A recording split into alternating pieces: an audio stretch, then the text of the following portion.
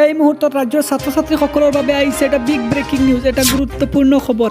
মেট্ৰিকৰ ফলাফলৰ আগতেই এজন ছাত্ৰৰ হত্যাকাণ্ড, আৰু এই হত্যাকাণ্ড কিয় সংঘটিত হৈছে সবিশেষ এই ভিডিঅ'টোত উপস্থাপন কৰা হৈছে।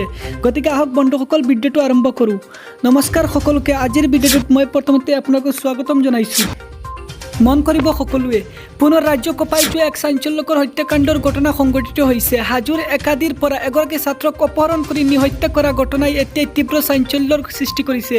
দেওবাৰে সন্ধিয়া এখন অল্টো বাহনত অহা ৩-৪জনীয়া এটা দুৰ্বৃত্তৰ দলে একাদি চক্ৰৰ পৰা অপহৰণ কৰিছিল ৰফিকুল আলী নামৰ এগৰাকী ছাত্ৰক। ১৭ বছৰীয়া ছাত্ৰগৰাকীক অপহৰণ কৰি পৰিয়ালক ১৭ লাখ টকাৰ মুক্তিপণ দাবী কৰিছিল অপহৰণকাৰীৰ দলটোৱে। এই সমগ্ৰ ঘটনাৰ সন্দৰ্ভত ছাত্ৰগৰাকীৰ পৰিয়ালে হাজো আৰক্ষী থানাত দাখিল কৰিছিল এজাহাৰ। এই এজাহাৰৰ ভিত্তিতে কামৰূপৰ কেন্দ্ৰকোণাত সোমবাৰে পুৱা নিশা হাজো আৰক্ষীৰ এটা বৃহৎ দলে অভিযান চলাই আটক কৰিবলৈ সক্ষম হৈছে ৫জনীয়া অপহৰণকাৰীৰ দলটোক।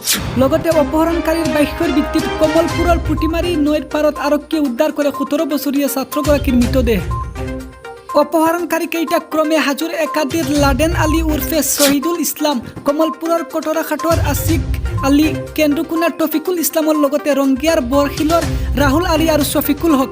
এই সমগ্ৰ অপহৰণ কাণ্ডৰ মূল নায়ক হ'ল একাদিৰ লাডেন উৰ্ফে শ্বহিদুল ইছলাম। ইতিমধ্যে হাজো আৰক্ষীয়ে সোধা পোছা অব্যাহত ৰাখিছে অপহৰণকাৰীকেইটাক।